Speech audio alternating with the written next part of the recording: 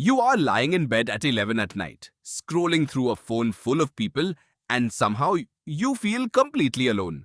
Not sad exactly, just far away, disconnected from everyone, even the ones who love you. Most people assume this feeling is a modern glitch, something wrong with a world that has too many screens and not enough real conversation. But the real answer is far stranger. That ache in your chest is not a malfunction.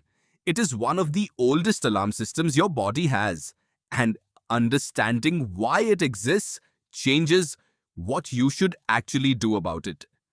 For nearly all of human history, being alone did not just feel bad. It was a death sentence. Picture a small band of early humans moving across the open grassland, maybe 20 or 30 people total. There is no separate house for each family, no private bedroom, no solo hike into the wilderness for fun. There is the group and there is everything outside the group.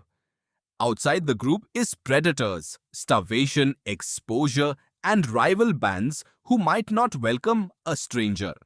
A person who wandered off alone did not usually come back.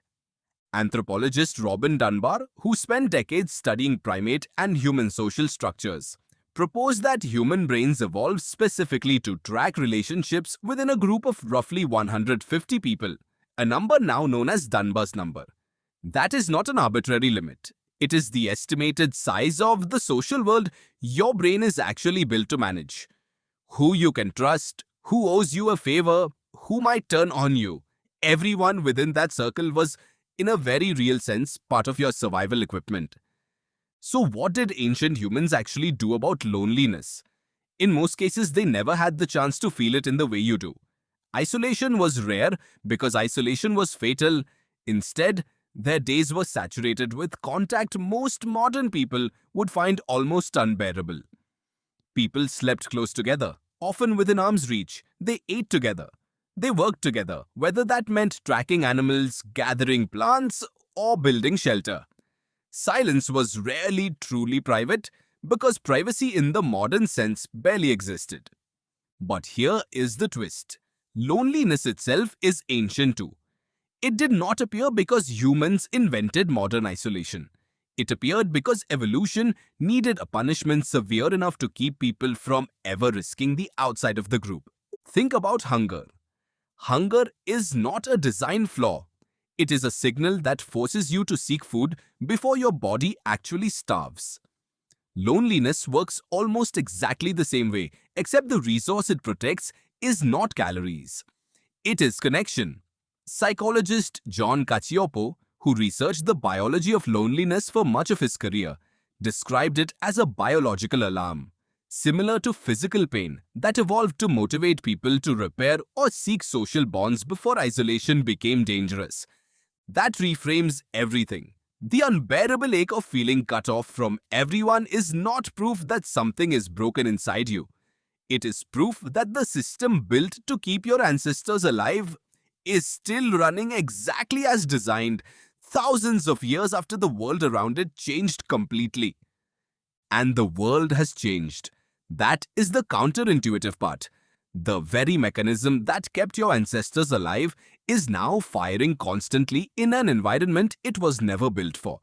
For most of human history, you would have known everyone in your social world personally.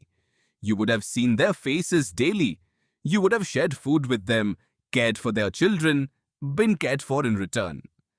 Now you might have hundreds of online connections and know almost nothing real about any of them.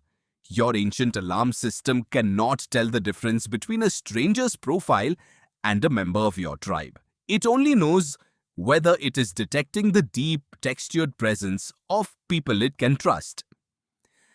When that signal is missing, even in a crowded room, even with a phone full of contacts, the alarm goes off exactly the way it would have for someone stranded outside camp 50,000 years ago. There is more. Loneliness does not just feel unpleasant. It has measurable effects on the body.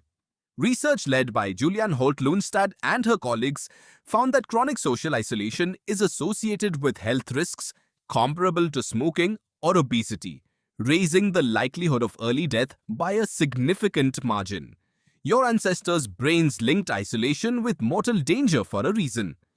Being cut off from the group really did increase the odds of dying, whether from a predator, starvation, or simple exposure. That ancient link between isolation and death never fully went away. It just moved from claws and cold nights to something quieter.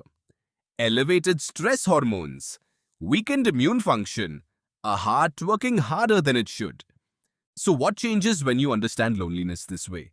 It stops being a private failure and starts being a very old, very reasonable signal. Ancient humans did not manage loneliness with willpower or mindset. They managed it by structuring their entire lives around unavoidable, constant physical closeness to other people. There was no need for a strategy because isolation was almost never an option in the first place. Modern life removed that built-in structure and replaced it with something the alarm system does not fully recognize. Contact without closeness, company without commitment, 1,000 connections that never quite reach the depth the system is actually asking for.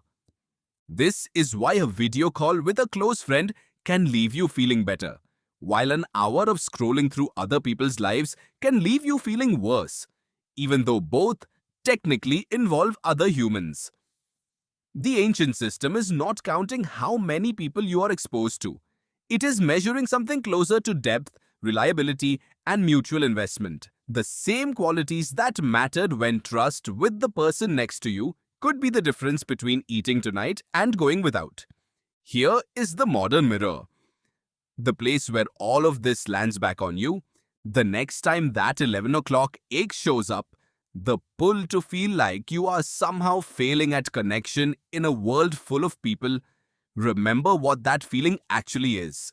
It is not evidence that something is wrong with you personally. It is a 50,000-year-old alarm, inherited from ancestors who could not afford to ignore it, doing exactly the job it was built to do. The tragedy is not that you still have this alarm. The tragedy would be if you learned to ignore it.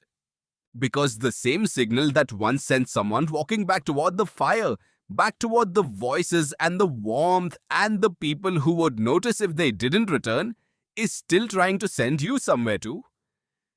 Not toward more contacts, toward the handful of people who would actually notice if you disappeared.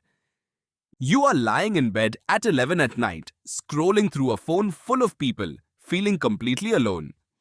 But that feeling is not a glitch in a broken system. It is the oldest, most reliable part of you, still working exactly as it was built to, still trying to walk you home.